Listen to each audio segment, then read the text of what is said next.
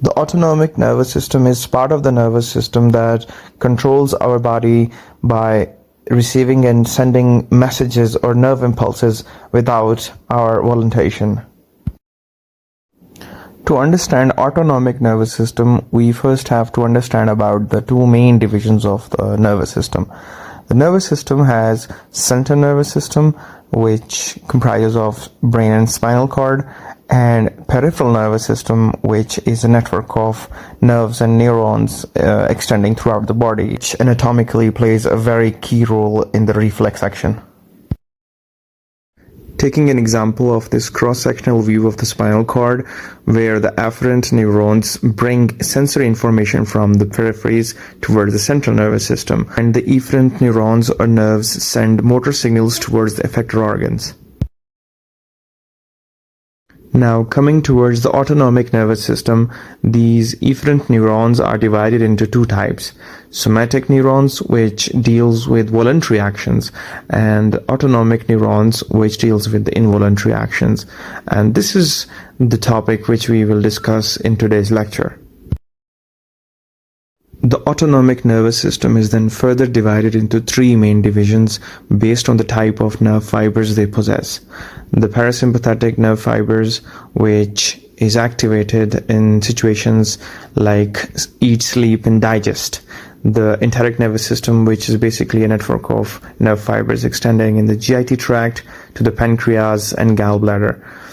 And the sympathetic nerve fibers, which are activated in condition of fight and flight. We will study about the origination points of these autonomic nerves in the CNS. We will also talk about the nerve fibers they are comprising of and the neurotransmitters, the chemical messengers that they release. The nerves of the parasympathetic nervous system are made up of cranial nerves and sacral nerves, particularly from C3, 7, 9, and 10, and S2, S3, and S4, while the sympathetic nerve fibers originate from the thoracolumbar region, specifically from T1 to L2. Both the parasympathetic and the sympathetic nerve fibers comprises of two sets of nerve fibers, the one originating from the CNS called preganglionic and the one innervating the effector organs called postganglionic nerve fibers. In parasympathetic nervous system, the preganglionic and the postganglionic both releases acetylcholine as a neurotransmitter, while in the sympathetic nervous system, the preganglionic nerve fiber releases acetylcholine and the postganglionic nerve fiber releases norepinephrine as a neurotransmitter. And then these neurotransmitters act upon specific receptors, the receptors of autonomic nervous system, to bring about a particular action. To understand this, we have this structure showing the parasympathetic and sympathetic nerve fibers originating in the CNS and reaching the effector organs. The receptor for acetylcholine in the ganglion is an N receptor or nicotinic receptor, and at the effector organs, the receptors for acetylcholine are muscarinic receptors. In case of sympathetic nervous system, the receptors in the synapse for acetylcholine is nicotinic receptors, and the receptor for norepinephrine at the effector organs are alpha and beta receptors called adrenergic receptors. Now let's talk about the differences in sympathetic and parasympathetic nervous system based on their functions or actions on different organs.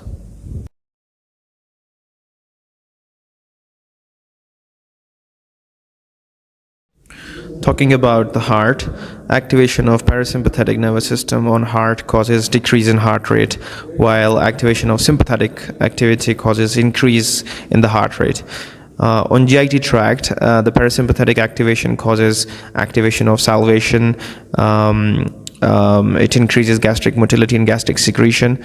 And by sympathetic activation on the GIT, it causes dry mouth and decreases the motility and secretion of the GIT tract. On eyes, the parasympathetic activity causes pupil constriction, also known as miosis, while the sympathetic activation on eyes causes mydriasis or pupil dilation. On the respiratory organ or the lungs, the parasympathetic activation causes bronchoconstriction, and the sympathetic nervous system activation causes bronchodilation. Activation of parasympathetic nervous system on the urinary bladder causes contraction of the urinary bladder, leading to urination. This is done by the contraction of the detrusor muscle and relaxation of the urinary sphincter that helps the urine to pass out. While sympathetic activation causes relaxation of the bladder, the detrusor muscle relaxes and the urinary sphincter constricts, leading to retention of the urine.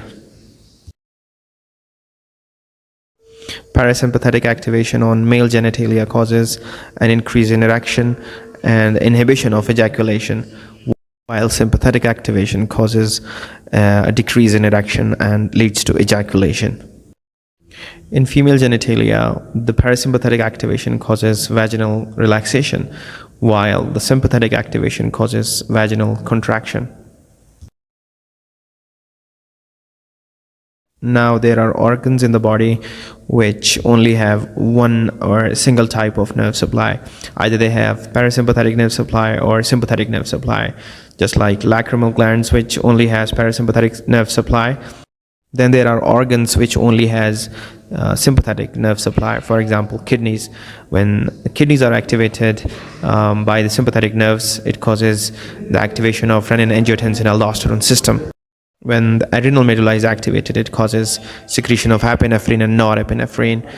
And then there is uterus in the female body, which only has sympathetic supply, and it causes relaxation. The sweat glands, when are activated, it causes increased sweating. Right, so this was all. Hope you enjoyed today's lecture. Make sure to subscribe and follow up. Thank you very much.